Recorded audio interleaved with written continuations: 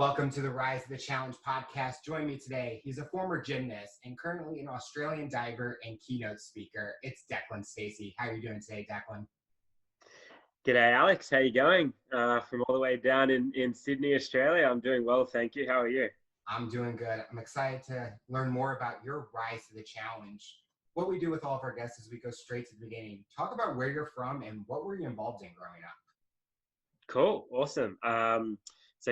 Born and raised in Sydney, Australia. Was around about 7 years old. I think 6 or 7 when the Sydney 2000 Olympics was on. So obviously, being in the city that I was in, there was a lot of hype going on there. And I think I watched the gymnastics on TV at that time. And then I was the youngest of three kids, an older brother and an older sister, and they both really wanted to get into gymnastics. And I didn't really know what gymnastics was, to be completely honest. I sort of just strolled through the doors because my brother and sister wanted to do it, and I guess the rest was history. I went to a club, trained there for about a year, not really knowing what I was doing level 1, level 2. And then I think they saw a little bit of talent in me, and they sent me off to the high performance program that we had in Sydney there. And then, started developing this elite athlete training regime from a pretty young age. When you were watching the Olympics, was there any athlete that stood out to you, like you kind of were like, ooh, I want to be like them one day? Definitely Alexei Nemov, who was he's a Russian all-around champion at that Olympic game. So he was phenomenal on all apparatus. But at the time, I didn't really know his name. I just watched him, and obviously he was exceptional. And then later on, I sort of realized, that was actually Alexei Nemov, and that's who I wanted to be like. So definitely very inspiring, and it shows, I guess, the power that having an Olympic Games or hosting an Olympic Games in the city that you live in, or even the country that you live in, it generates a lot of excitement for a lot of people. How much influence did your siblings have to get into gymnastics? Did it take a couple years or months to kind of get you and confident in doing it? Not really, to be honest, because I don't have any prior recollection of asking my parents, to put me into gymnastics. I think my sister just got straight into it, and then my brother wanted to follow along. And being the youngest of 3, I just sort of got dragged into the doors. And funny that you asked that, because when I walked into gymnastics, my preconceived idea of what gymnastics was actually weightlifting. So I'd obviously watched gymnastics and weightlifting at the Olympics, and I thought the term gymnastics meant weightlifting. Like, that's what I saw weightlifting as. So that just shows how little I knew about what I was getting into. And then when the door was open, when I was like 6 or 7, I walked into this gym, and it was like a play equipment of like all these different cool things. And I just thought, man, this is great. And then, went from there, I guess. Were you happy it wasn't like weightlifting at all? Like more fun activities? It just shows I had no idea what was going on. I was just that kid that was just following the brother and sister. But I think so. I think the idea of the flipping, the jumping, the twisting, the parallel bars, the high bar, all the different elements was pretty fun for me. And believe it or not, I went into hospital about 7 times before I hit the age of 3 years old. So I fractured my skull from this ear all the way to this ear at the back of my head. And I was bouncing on the couch, and I went through a window and had stitches all in my chin, and I had many different things. And I think my parents knew that I was a little bit crazy. So I think the gymnastics was going to help me, do that monkey-like stuff in a safe environment. Were you able to like accomplish all the skill sets at a young age, like doing all those flips and stuff, or did it take a while to get better at it? I think I had some natural talent at a young age. I think so. I was the level 1 state champion, which for me was like, I've just conquered the whole world, in my little state in New South Wales, in Sydney. So I guess I started off, and they saw that I had a little bit of talent, and then they said, okay, we want to send you to the high performance program. And I think that's where I met up with a whole bunch of kids that were equally as talented as I. We're in the same group, and now we're training in this elite-like environment where we're doing sort of, I don't know, I think we were doing 4 or 5 days a week, X amount of hours a day at that point. and we were all sort of, you know, competing against each other. So I think that's probably where the challenges started setting in. You know, I wasn't the top dog at my little club anymore. I was now, I guess, a smaller fish in a bigger pond. But yeah, it was a lot of fun. I loved it. Were you able to have like a normal childhood, or was gymnastics one of those things that kind of took over your life in a way? Yeah, I think gymnastics definitely took over my life. From a very young age, I was training a lot of hours, and I talk about this a lot in my motivational speaking, and when I'm talking about mental health and different things, I talk about how gymnastics became my identity. It became who I was, and my whole identity was consumed in how good I was at gymnastics. And even though that may not have been the reality, it was the reality to me. You know, how people viewed me was that I was this gymnastics kid that was going to the Olympic Games, and I didn't realize until later on in life that you know, when you start getting injuries and you start struggling a little bit, that's actually not, that's not necessarily that beneficial to have. You know, that's not awesome to have this monkey on your back where your whole, you know, your whole identity, who you are, is consumed in this title. So you know, we'll probably talk about this later on, but yeah, that's when I started to get rid of that. But to answer your question, gymnastics was very much who I was and what I did, and it made me special in a sense. What was that dream job that you're wanting? Was it always going to be a professional athlete?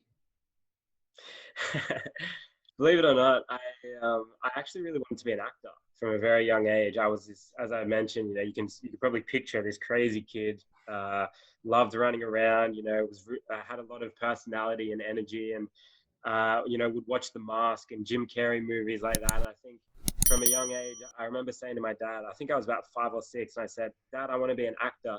And he looked at me and he said, "Mate, that's not a good industry to get into. There's a lot of, you know, uh, you know, drugs and bad stuff and all these different things, women in that industry." And he told me that from a young age, and straight away I said, okay. So I never really thought about it again, which is funny, isn't it? But I guess it doesn't really matter in this sense, because being an athlete did take over, and it's progressed me to where I am now. Did you continue being an athlete, or did you end up going to college or university at all? Yeah, so I have basically pursued my athletic career as my number one thing throughout my whole life, pretty much. There was a point in my life where I finished high school and I moved down to Melbourne to pursue my gymnastics. And it was in that time where I was paying for rent and I was, you know, doing different things. So I had to work a lot. So it was really hard to balance those things out. So yeah, now I'm at a point where I have a few ideas about who I want to be and what I want to do. I love people. I want to help people. I love doing these speaking gigs and sharing my journey and my story and things like that. But I think for me is, like, you know, my focus is on 2021, Tokyo 2021, and you know, being an athlete and getting through that, and then getting into the next phase of my life as well. So haven't particularly gone out of my way to study too much, but yeah, that's been my journey. During your gymnastics career, what was the most challenging thing you had to overcome? Growing up in gymnastics, I had a lot of injuries. So I had especially a lot of growth plate injuries and growing injuries, overuse injuries that I had. So I had multiple wrist injuries. I had, you know, ankle injuries. I had Sever's disease in my heel as I was growing. Yeah, I had many injuries, and then even moving to Melbourne, actually, when I made that decision, I wanted to make that leap and transition and move out of home, move to a different city in Melbourne and pursue my gymnastics, because that's where there was a lot of people there. There was a lot of people in the national team there, and I really wanted to keep pursuing my gymnastics. And it was actually in that time period where I had 2 massive accident injuries. I tore my lateral meniscus in my left knee, and I had to have surgery for that. And then the year after, I came back and I fought back and I was focused, and I was getting ready to trial for the 2014 Commonwealth Games, which Commonwealth Games probably isn't a big deal to you guys, but for us here in Australia, it's pretty big. And yeah, I was getting ready to trial. I had come back from that injury, and then I fractured my foot in 5 places in another training accident. So I had back-to-back, and I obviously had to have surgery for that. So I had back-to-back injuries surgeries those years, and nothing was working out for me. And I was just, I was really down in the dumps about that, and that was really hard. And prior to that, even being in Sydney and growing up, I had lots of injuries that I had to overcome. So I was sort of always up there in my age group, but there was definitely lots of challenges that I had to overcome, and missing out on nationals, missing out on international events, missing out on different competitions. But I think at the end of the day, looking back on everything, it taught me that winning doesn't come easy. And it taught me that in order to be successful, you have to overcome challenges, and you have to be resilient. You have to move through that. And I think it's taught me a lot of really, really important life lessons that has helped me be where I am today. I think a lot of people can learn from that, where if things are given to them, they don't learn how to work hard for it. And I think we all can relate where we have to work hard to get to where we are today. I think for me, in the business world, I have to kind of prove people wrong, like I can do something. And you're talking about how to get to the national team or going to the tournament championships, you had to work hard. Did you ever have a time where you're like, I don't think I want to do this anymore, because you were getting injured? And I think a lot of athletes kind of, it scares them, like, oh, I don't want to get re-injured again and then be out for a long period. Yeah, no, great question.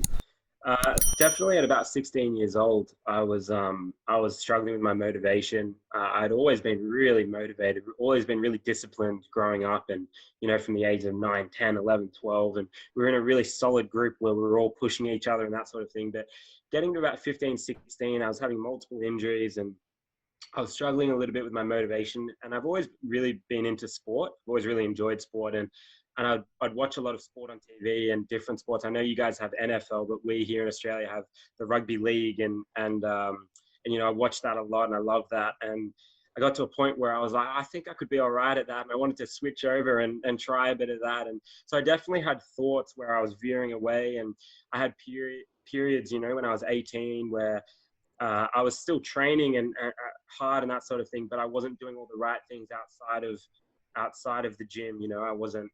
I was partying, and I was doing different things. And so yeah, I've definitely had parts in my career growing up where I've wanted to let it go, or I've thought that I wasn't good enough, or I was discouraged in a certain way, but I just kept chipping away.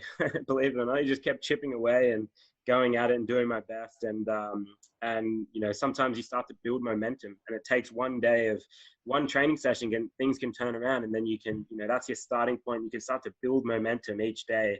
And I talk about that a lot. Anyone can do anything as long as you start with where you're at and you just build momentum each day. No one's gonna, Rome wasn't built overnight, right? And it takes time. And if you just keep chipping away each day, things can turn around. So yeah, I don't know. I don't really know how I'm here. It all happened, but a lot of ups and downs along the way, and a lot of discouragements, but yeah, I guess it all worked out in the end. Were you trying to find like anything to escape, like training, like you mentioned partying and kind of having that discouragement? Were you just trying to keep your mind off of gymnastics or training in any way possible? Yeah, probably, especially because I felt like I was underperforming, and I had injuries, and I wasn't doing as well as what I wanted to. And I would probably find an outlet in friends and parties, and in being cool and looking cool and going through all those identity things as you grow up. How cool am I? With all your friends and things like that. And I would definitely say that was definitely an aspect and an outlet that I would use to probably cope with the under par performances, or the under par growth that I was having in my gymnastics back then. And even getting to the realization, it was actually when I was about 16, I got to the realization where I said, I don't actually think I can hit these goals that I want to in gymnastics. I don't know if I can make the Olympics. And it was actually at 16 where I was like, my skill set in gymnastics is in somersaults, it's in twisting, it's in knowing where my body is while I'm flying through the air. That skill set is really suited to diving. And, I could actually be a better diver. And I knew that at 16, but I was too afraid to switch at 16 because I was known as a gymnastics kid. Gymnastics was my life. It was my comfort zone. It was everything I'd known. And if I switched over, maybe I'd fail. Maybe things wouldn't work out. And I was willing to not take that risk and stay in my comfort zone and stay comfortable and stay small rather than trying to actually pursue what I was really talented at, which is the somersaults. And because I had weaknesses in gymnastics as well. So yeah, crazy. You talked about identity and how you were known as a gymnastics specialist. Did you also feel the pressure of having the support of your family and friends making that transition into diving? Yeah, I get asked that a lot with the transition from gymnastics to diving. I think at that point, I actually made the transition at 22 years old. I'm 27 now, so I've been diving for almost 5 years. And yeah, I don't know. I think my parents were a little bit worried because they, not coming from a gymnastics background, they didn't know whether diving would work for me. They had no idea, right? And they were a bit worried. Oh, will it work out? And maybe you should stay in gymnastics, because at the time I had a scholarship at the Australian Institute of Sport, meaning that I was in the national team and I had things going for me in gymnastics, but I felt that I could shoot better in diving, and that I was willing to even give up that scholarship to just give it a go, so I wouldn't have any regrets.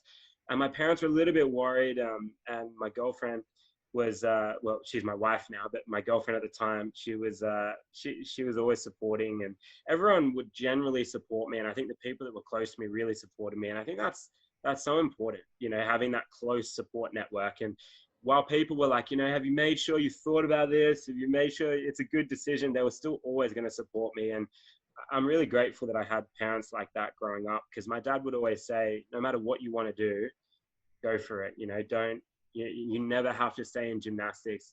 Do what you love, which I think was really helpful for me, and probably helpful for me on this long journey of being an athlete for so many years, and now only just now hoping to make the Olympics next year. I think that support really helped me sort of overcome and be resilient and remain on that journey. Whereas you get some other kids where their parents just push them, and their parents are living through them, right? And I think that can actually have negative effects on them. I think those kids feel even more pressure and stress in a way, because they don't want to let their parents down, but they kind of have to think what's best for them. And it kind of sounds from your story, you knew that you were always looking for that next challenge in a way, or that next goal that you're wanting, and made that transition. When you first got onto the platform or the diving board, what was going through your mind? Were you kind of like, maybe I should go back to gymnastics, or I'm just going to do whatever I can and jump off that board? Yeah, I think so. I made that decision to transition to diving. I was in a place in gymnastics where I'd given it a real red hot go. And yeah, I was in the national team. I was in that Australian Institute of Sport group, but I wasn't enjoying it. The love for it had gone away. And yeah, so I thought, I felt like, I was ready to take on diving. And I was actually walked into my first training session, having never done any diving before, willing to just take it on and do anything that I needed to do. I literally said to myself, whatever my coach says, I'm just going to try and do exactly what he says. If he tells me, to do this thing that I'm really scared of and to do this new dive, I'm just going to do it, because he knows he knows much more about diving than I do. So I just said to myself, I'm just going to forget everything. I know nothing, and I'm just going to go into this really motivated and wanting to make it work. So to answer your question, I never really had doubts, or I never really wanted to go back to gymnastics at any point. As soon as I started diving, I was motivated to make it work, because I could see that I could potentially be okay at it. I had some sort of talent in the diving area. But then even after the first day, I loved it. It was a lot of fun. And I thought, yeah, I want to get this going. I want to prove to people that I can actually make something of this. Did you kind of find some similarities in the training process between the two sports that kind of helped you prepare yourself? Yeah, absolutely. In gymnastics, we're training basically every morning with the exception of 1 or 2 mornings a week, and every afternoon with the exception of the weekends. And it's very similar in diving. So in regards to the training routine and the training structure of morning session and then afternoon session, morning session, afternoon session, like that, I was really prepared for that, and I was ready. My body was really ready to handle that. And I think generally my strength was really good from being a gymnast. You know, you have to be strong. But in diving, so I just really, like, I had the strength and I had the skills to be okay. I just needed to work on the technique and work on the dives and keep at it and keep focused. So I think I was prepared to make it work. It was already in there for me to just do my best at it and give it my best shot. And that was my attitude. Just give it your best, and then you'll have no regrets. Did you ever have the thought of fear and injuries? As in gymnastics, you're landing on a crash pad. In diving, you're landing in water, and you know, when you belly flop or land different wrong, it hurts a lot. Yeah, definitely. I was always a little bit worried, and I didn't really I was worried about, you know, flopping and landing on my stomach, on my back, and I didn't know the process. I didn't understand that, you know, when we'd go in, they'd start us off on 1 meter, and we'd do that like 1,000,000 times before we move up to 3 meter, and 1,000,000 times. And it's just, they just do this building block. So that by the time you get up to 10 meter, you're ready. But I was definitely a little bit worried about splatting and hurting myself. But at the same time, like, it didn't bother me too much because I was always very fearless. And with gymnastics as well, I was always willing to throw it on the line and to give it a go and to try new things. And I was used to dealing with that fear and dealing with getting out of my comfort zone in order to handle that.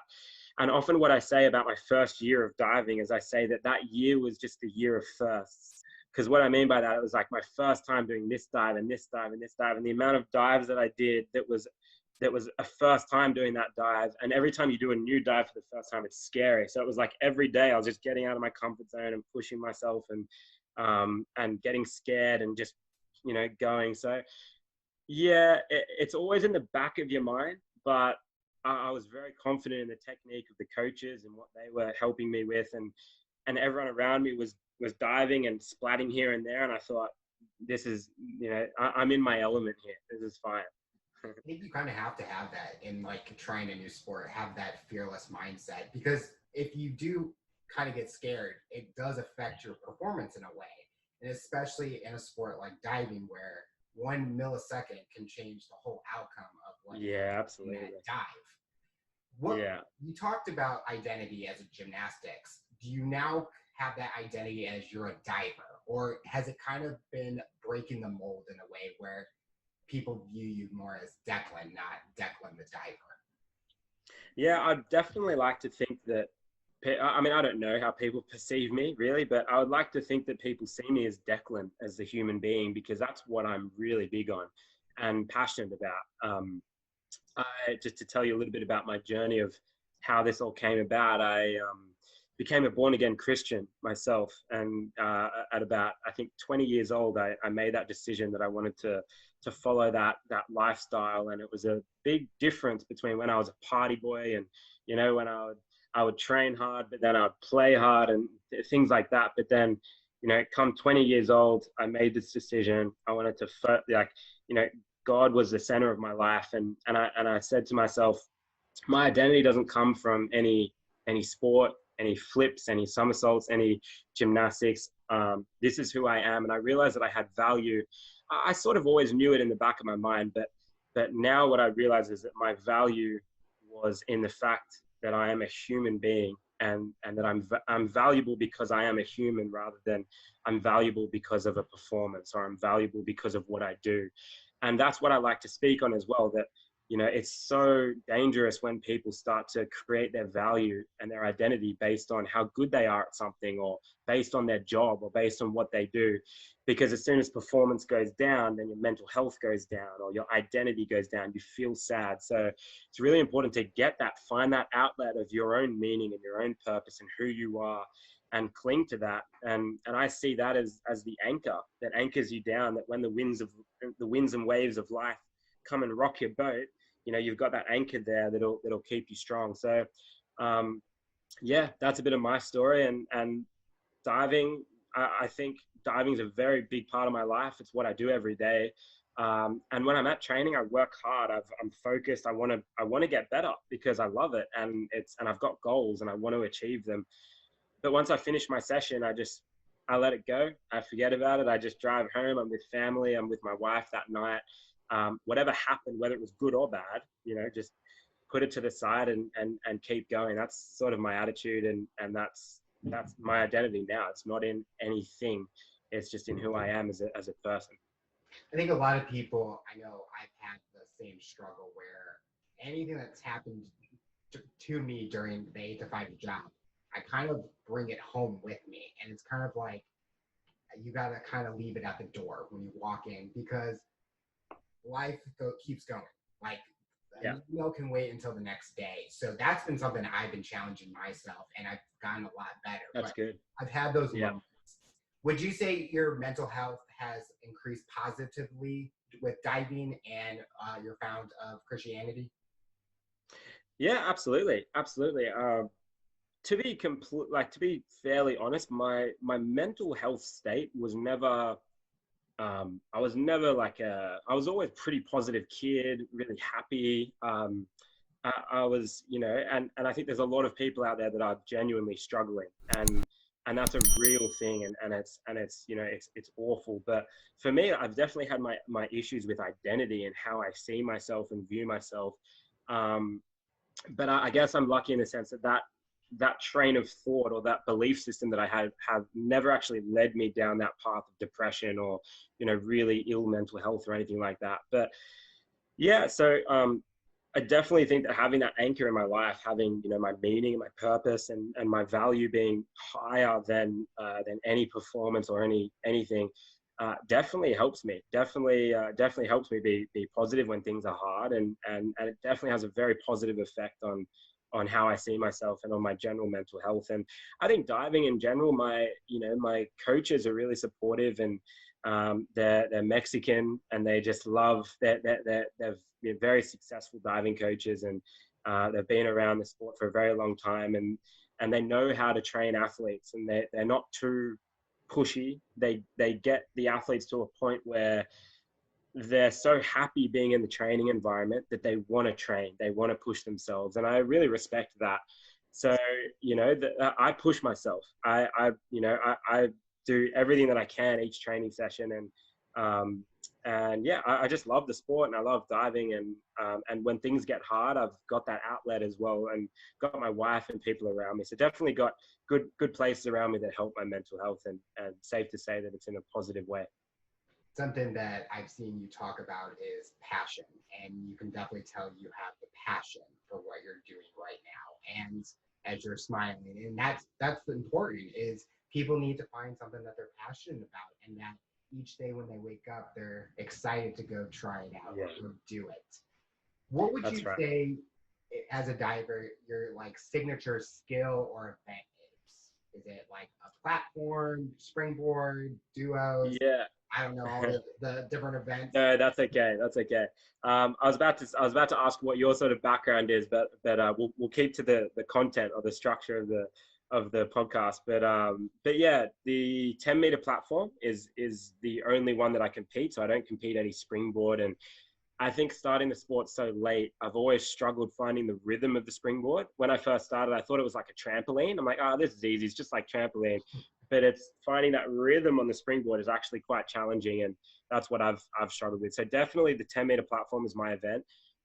But specifically over the last few years, I've probably specified a little bit more in the synchronized 10-meter platform with my synchro partner, Dominique Bedgegood, who's based up in Brisbane. And yeah, we've had some results together and some experiences, and our focus together is to really try and qualify that spot for Tokyo 2021.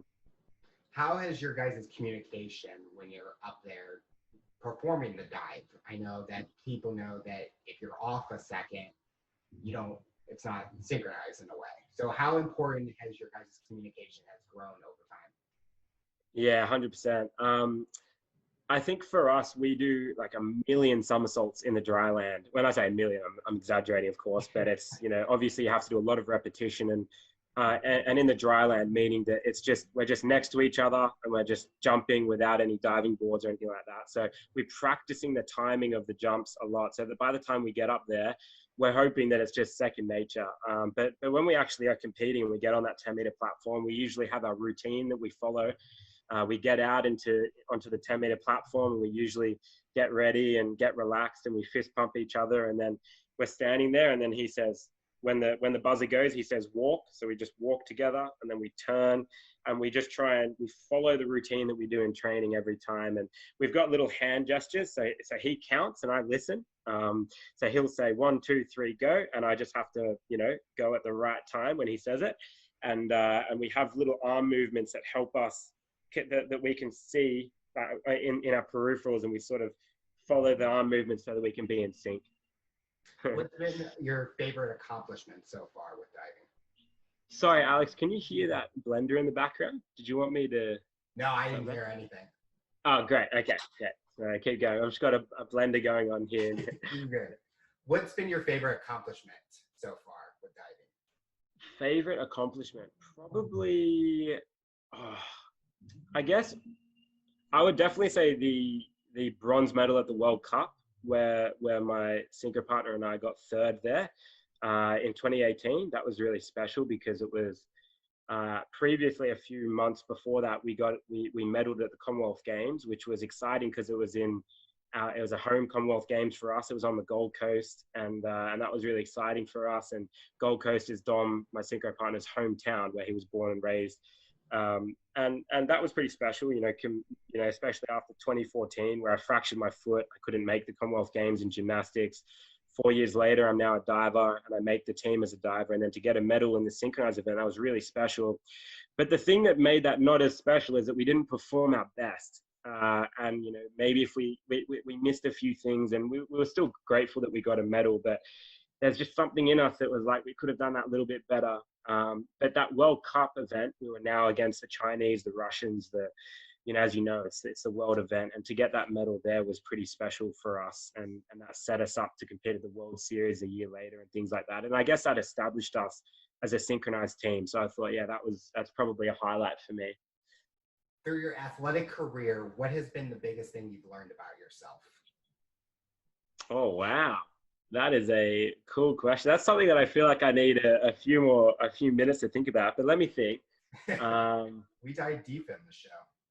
Yeah. No pun intended. Yeah. Love it. Yeah, I don't know. What have I learned the most about myself? I'd probably say that I've definitely learned that I have this such a focus and a drive. I don't know. I just, every time I get to the pool or the gym when I was in gymnastics, I'd just be I'd set my goals for the session, and I just really want to achieve that. And I don't know where that came from. I don't know if that was my dad. My dad was, he was very sort of driven guy, and I don't know so I guess I've learned that about myself. But I've also learned that, you can have doubts, and I've had doubts throughout my whole career. I've had, times where I've second guessed myself, or I've worried about different things, or, I've underperformed in different places, but I've sort of still been able to come out the other side. So I don't know. I think I feel like I would need an hour to just sit down and process all the different things. That's probably something I should do. You get to the end of your career and you don't really stop and reflect, because it just keeps going. There's just the next event that you keep going for. And I think your question has brought a thought-provoking thing in me that makes me want to sort of sit down and reflect and work out what that actually is. But all I know is that throughout my whole journey, from when I didn't know what gymnastics was to now, I've learned a hell of a lot. I think that's definitely important. I think for me, I always do a reflection after 3 months on any project or anything I'm doing, to see, am I continuing doing what I want to do? Am I accomplishing those goals? I kind of use this podcast as an example. It's when I started, I'm like, oh, I'm not going to be able to talk to anyone. No one that's going to want to be on the show. And I've gotten people that I've looked up to, amazing people internationally, and it's been the greatest experience. And I always look at what's next for me. I'm always thinking about goals and stuff. That's so good. So talk about keynote speaking. How did you get involved in that? And what's the mission you try to bring to the individuals that listen to your speeches? Yeah, awesome. So keynote speaking probably started when I was actually down at the Australian Institute of Sport in gymnastics. When I was down there, they gave us some opportunities to start speaking and do some things in front of groups and things like that. And I was so nervous. I was like, oh, I was so nervous, but the pay was okay. So I thought, oh, I better do it. I better give it a go. And then I started to realize that actually, while it is nerve wracking, it is very similar to performing as an athlete in the sense that I'm standing up front and I've got to perform in that moment. And I really enjoy that adrenaline rush and that feeling of performance and standing up and getting that done. And I thought, so that was the beginning at the Australian Institute of Sport. And then I moved into diving and I was at the New South Wales Institute of Sport. And I didn't really do it at the start. But then once I started to get a little bit of success after the short time of being a diver, I started to get some opportunities through the New South Wales Institute of Sport, which is like the government-based system, the institute that's in my city. And then I started to enjoy it more, and I could talk about my story of transitioning from gymnastics to diving and building on that. And then things started to develop from there. And then I started to get some of my own gigs and get my name out a little bit and get the word out and things like that. So. And then things have rolled on from there. And now I'm a part of a few different programs, one with the Australian Olympic Committee, where we go and speak to schools, speak to kids in schools in year 9. And we specifically speak about them unleashing their passion and unlocking their potential. And we try and encourage the kids to work out what it is they love. It doesn't have to be sport, but we use sport as an example for us. Work out what do you love, what do you want to do, and follow that and go after that, and work out what your strengths are and what your weaknesses are, and stick to your strengths and work on your weaknesses and all different things like that. So, and then I'm also I'm a mental health ambassador as well. So I stand up for some of the programs and the companies that we have in Australia regarding mental health and overcoming mental health, and I talk a lot about my identity and some of the things we've spoken about today. And I also speak in schools and things like that. So there's a few different outlets that I am involved with at the moment. But I would probably say my main overall message, to sum up all of my talk topics, because there's a bunch of different topics that I can speak on, but to sum it all up, it's generally to help people just achieve and become the best version of themselves, which is so cliche and so it's such a universal thing to say, but because that can just mean anything, right? But at the end of the day, I want to help people achieve their best and be the best that they can in their work or in their or being an athlete or whatever they do. But not only help their performance and the mindset behind that, but also help them as people and their identity and who they are, and help them understand their value. And so there's a lot of different things there. But generally, I love people. I want to help people. I love that line that you brought up, become the greatest version of yourself, because that actual line has a big importance in my life, as I was a member of a fraternity, and our tagline was become the greatest version of ourselves. And so I love that. Each day I'm always in that line speaks to identity, and it's kind of like that personal identity. What do we want people to view us as besides what we're known for? Like I always say, I want people to think of different characteristics about me, different passions, paths I've taken. And we have the power to control what that looks like. And it's all about what do we do to make that happen. And I think the topics you talk about, I think it's important at the age range that you guys focus on, because that's when the biggest impact happens. I know high school, it was always about what do you want to do when you grow up? And people are giving all these great answers, but how are they going to get there? Are they going to follow their dreams and stuff? So I think what you guys are doing is amazing, and you guys are targeting the right age range. I know it's I always have to say, what was year 9 in Australia? So you guys are doing a great job with what you guys are doing. No, thank you. Yeah, and like it's so unique to anyone. It can be so unique. When I speak to someone can be polar opposite to the person next to them, in what's resonating within them. And that's why it's about become the best version of yourself. What do you love? What are you good at? What's your passions? Because I always say, like, we've all got strengths and weaknesses. We've all got things that we're good at, and we've all got things that we're average at, but that's okay. Like, we're not all meant to be good at everything. So, use what you're good at and just, and trailblaze it and go after it, and fall in love with it and find your passion. And yeah, so no, it's good. I think the important thing with the show is a lot of times when I'm reaching out to someone, I only know what's on a piece of paper or how we met through LinkedIn. I only know what's based on your bio, but when we're able to talk to each other, we learn so much more about the person and their journey, that basically I can view you as completely different than what you are as a diver. So that's the part, is you were able to share your journey and your story, and it kind of breaks that mold in a way. Are there any opportunities that kind of been not taken away, but didn't happen because of what's going on in the world right now? Well, I guess taken away in the sense of they didn't get booked in, right? So it's not like there was anything specifically booked in that I had to cancel or anything like that. But yeah, definitely I didn't get as many speaking opportunities this year. And the opportunities that I did get were all virtual, which I don't enjoy as much. I definitely enjoy being there face to face and being up the front and engaging the audience and trying to grab their attention and that performance sort of thing. But virtual's still good. And I think it's the way of the world, right? The way that we're moving with technology, and you've got to get good at speaking online as well, which I'm sort of learning now. But yeah, definitely didn't get to do as much speaking this year. But I think when COVID hit for us, and I know it's really bad over there in the States, and I'd actually love to ask you about that, how it's all going with you guys and what are the precautions right now? Because in Australia, I think I don't particularly go out of my way to watch the news, if I'm honest, but from my understanding, we haven't had a case in the last week, I think, in like, actually, I could actually be wrong. I'm not 100% sure. It's like at least in the last 24, 48 hours. But I thought I read somewhere that we haven't had one case in the last week. So we're doing really well down here. And I know it's pretty bad over there. But yeah, just trying to think of where I was going with that. I think I got a bit sidetracked with COVID.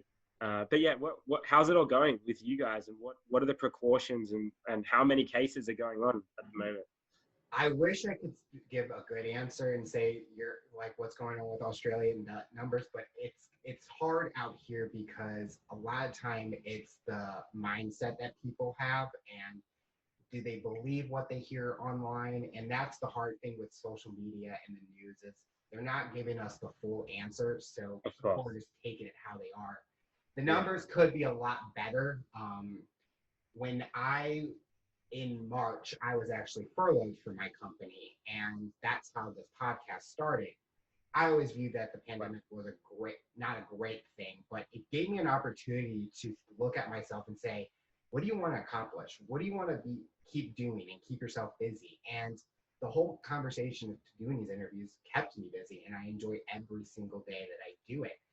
But it's kind of like we kind of miss out on the stuff that, like, sporting events. No one can go to the events, and it kind of, like you said, you like to be in person doing the speaking engagements. We all rather be in the stadiums and cheering. And some stadiums, like NFL football, has been getting like 25% capacity and stuff.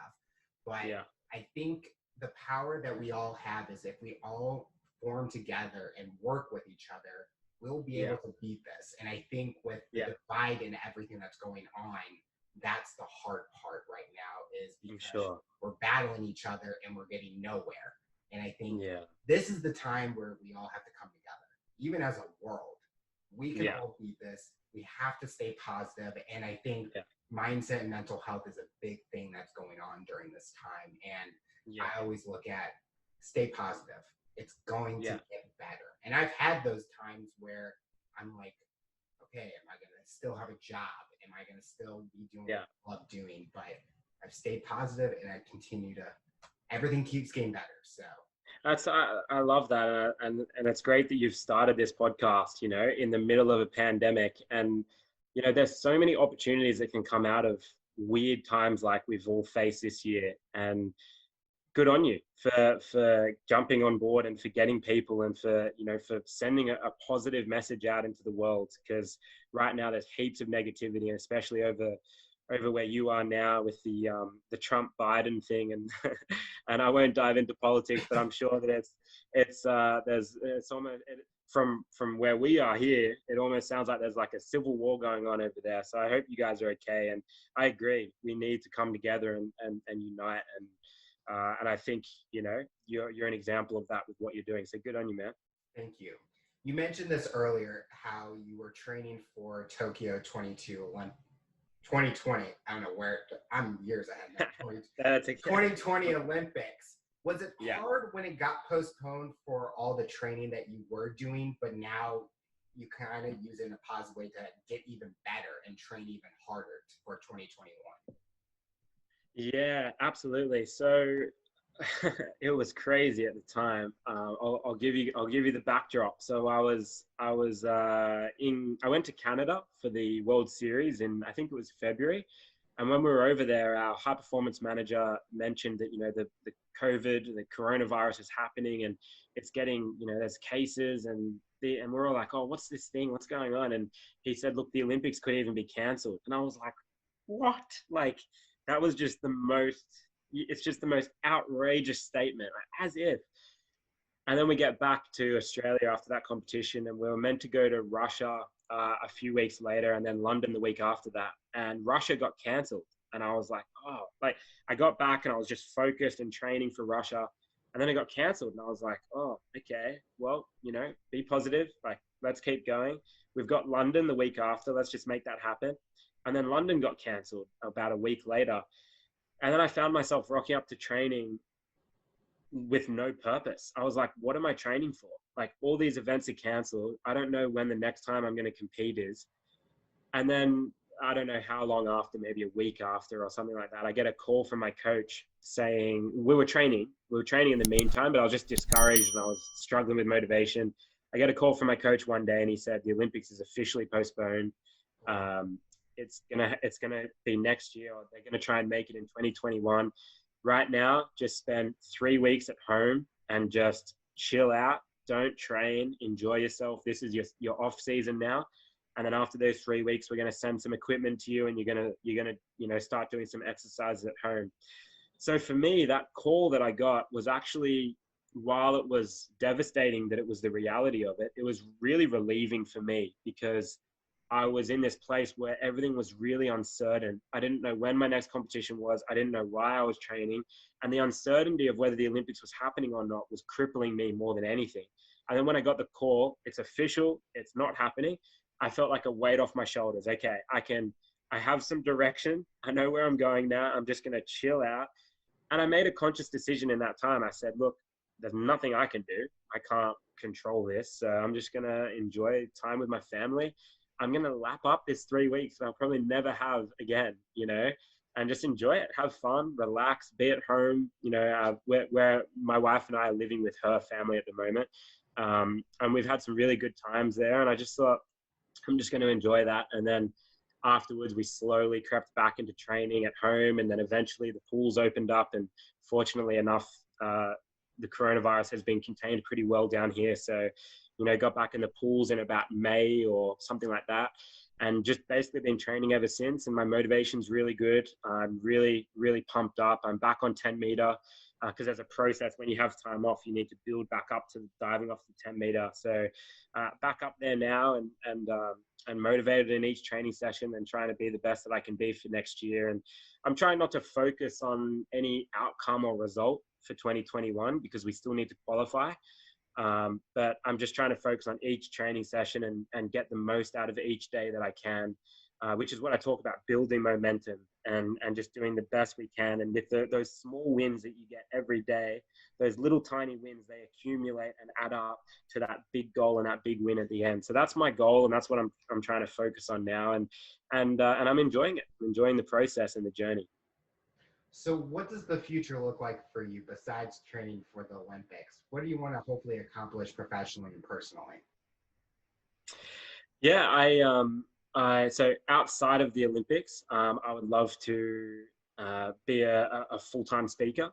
I would love to be able to fill, I actually am really passionate about workshops and being able to do like a full day of educating people, educating people on different things such as mindset, psychology, goal setting, resilience, overcoming obstacles, motivation, all things like that. In COVID, I thought about studying something to do with psychology, so where I can sort of